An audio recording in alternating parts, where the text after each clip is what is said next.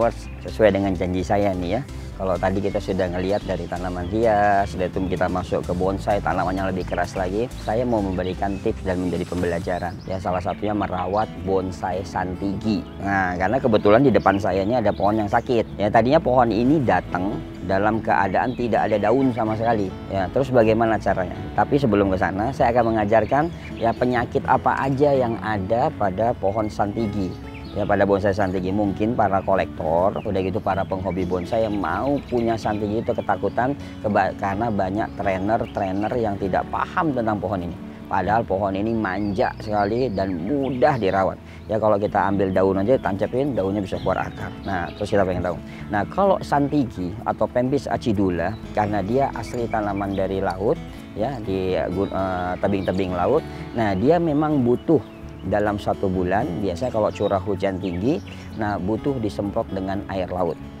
Ya, tapi ingat, dia tidak terlalu rutin disemprot air laut. Jadi kalau curah hujan tinggi saja disemprot air laut. Nah, yang kedua, 1 bulan sekali juga perlu ditaburin garam.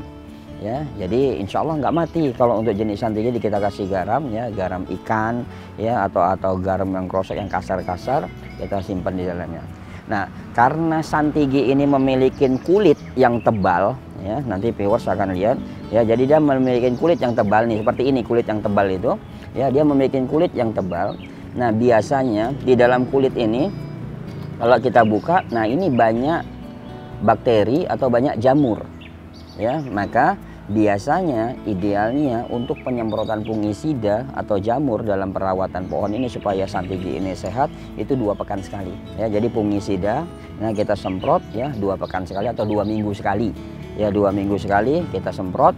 Nah, nanti dia akan berkembang bagus, karena kambium atau jalur hidupnya, tempat makanannya ini berjalan lancar, ya tidak ada sumbatan. Jadi kalau orang sakit, istilahnya peredaran darahnya nggak lancar, ya pembuluh darahnya kesumbat, nah itu bahaya, nanti jadi kolesterol, penyempitan jantung. Nah, dalam tanaman juga sama, ya dalam tanaman juga sama.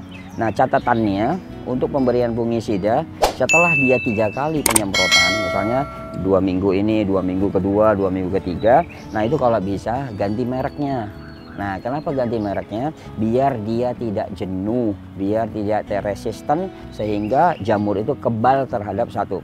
Nanti setelah 3 kali pemakaiannya lagi, balik lagi ke merek yang awal, ya. Nah, jadi harus bolak-balik supaya dia tidak resisten terhadap ya anti jamur yang kita semprotkan. Dan yang terpenting lagi adalah, nah seperti pohon ini tadi, ya setelah kita lakukan penyemprotan air laut, pelakuan steam, kalau misalnya kita punya steam, kalau tidak ya sudah harus disemprot dengan fungi dan insektisida.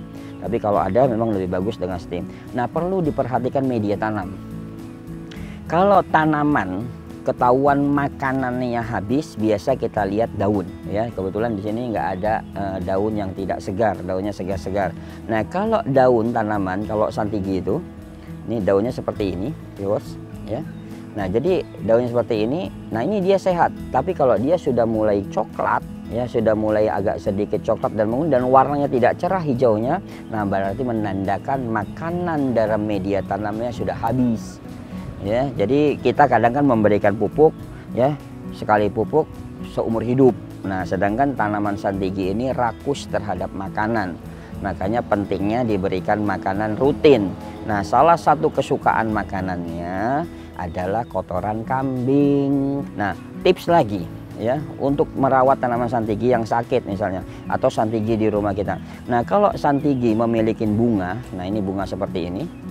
Ya, ini harus ya nanti ada kita lihat ya, ini bunga-bunga seperti ini. Nah, kalau tanaman memiliki bunga seperti ini harus rajin dipetik. Kenapa? Karena tanaman ketika sakit banyak bunga, maka konsentrasinya dia tidak penumbuhan daun, ya tapi dia lari kepada bunga. Nah, jadi akhirnya energi besar dibutuhkan hanya untuk menumbuhkan bunga. Maka kalau bunga yang dimunculkan, maka pertumbuhan akar akan terhambat sehingga daun tidak akan bisa berkembang, ya. Nah, itu beda lagi dengan misalnya merawat pohon atau bonsai cemara, ya. Nah, cemara itu karena dia memiliki daun yang seperti jarum, biasanya jamur-jamurnya itu tidak di batang, tapi jamur-jamurnya itu adalah di pucuk-pucuk daun. Nah, makanya itu juga harus rajin disemprot. Artinya jangan malas.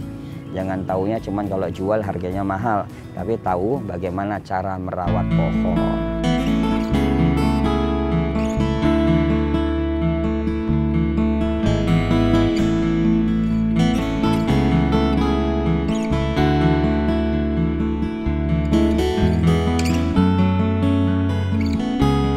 Alhamdulillah nih viewers, ya kalau tadi kita sudah ke kafe kebun, nah ada tanaman hias, ada bonsai. Nah di sini ada sebagian beberapa koleksi saya, koleksi yang terbaik. Nah ini ada beberapa bonsai, ya sancang, ini udah dapat besten berulang-ulang dan harga cukup lumayan. Makanya semua yang ditekunin pasti akan menghasilkan yang terbaik. Jadi dalam bonsai itu sebenarnya tidak ada yang dikatakan bonsai jelek. Yang ada adalah bagaimana nalar kita belum bisa menerjemahkan pohon itu. Ya, ini ada beberapa cukup banyak, kurang lebih di rumah sekitar 30 pohon ya bonsai kita, dan di kafe tadi ada sekitar 116 pohon ya, dan itu semuanya koleksi terdiri dari cemara, santigi dan sancang ya, dan pohon-pohon cukup tua insyaallah. Bonsai itu punya filosofi yang sangat menarik dan pembelajaran dalam kehidupan kita. Salah satunya adalah keindahan bonsai itu dipandang karena mereka saling melengkapi ya, antara cabang, ranting, dahan semuanya mereka sinergi. Jadi itu dikatakan indah karena semua fungsinya berjalan dengan baik. Nah yang kedua, dia punya karakter ya, jadi seperti pohon ini ya, karakternya tua ya, lihat tuh, tapi dia bisa menghidupin ya anak-anaknya, istilahnya cabang dan ranting itu adalah anak-anaknya, dia bisa bertanggung jawab untuk bisa menghidupin keluarganya.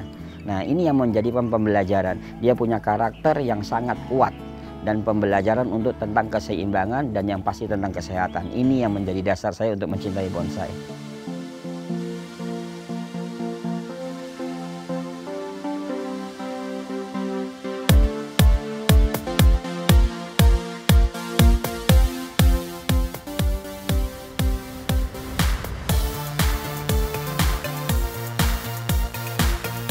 Ya viewers, tadi kita sudah jalan-jalan, udah lengkap semuanya ya.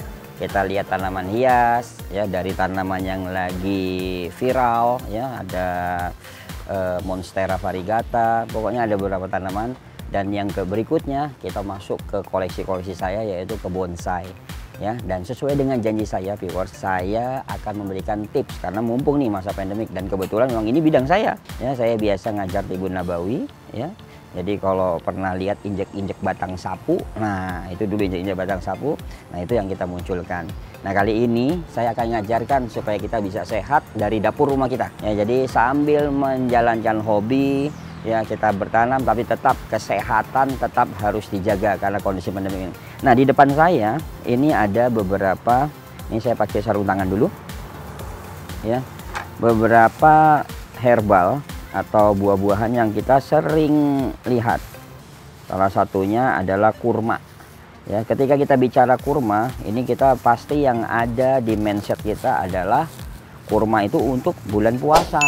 Nah tapi sebenarnya sebagaimana Nabi ya, Rasulullah pernah mengatakan, di mana rumah yang ada buah kurma maka rumah tersebut akan terhindar dari kemiskinan. Artinya nutrisi kita tercukupi dan kita insya Allah bisa sehat.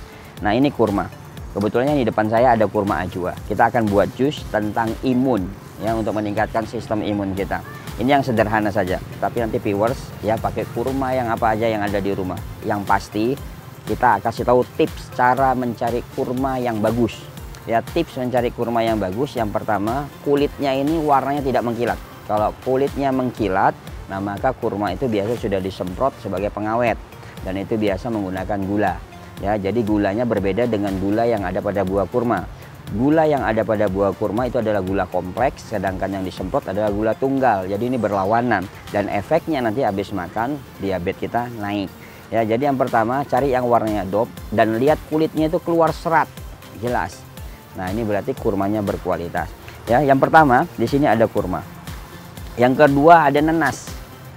Nah, yang ketiga ada lemon, walaupun di sini ada jahe ya, tapi kita repot dah nanti kalau kita buat tentang minuman jahe. Tapi kita ambil 3 ya, jeruk lemon, kurma dan nanas ya. Dan perlu disediakan juga air ya. Air kita ambil ya sekitar kurang lebih yang 150 sampai 200 mili ya.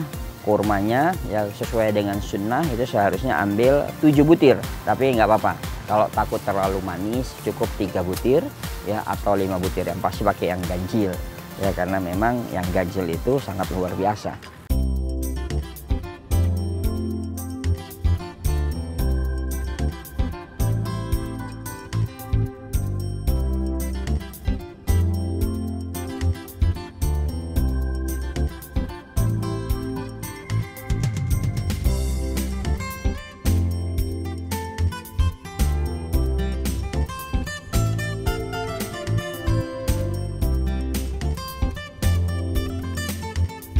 Nah, ini kita siapkan.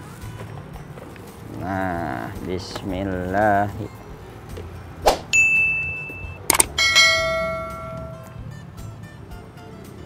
Ya, nah ini bisa dinikmati ya.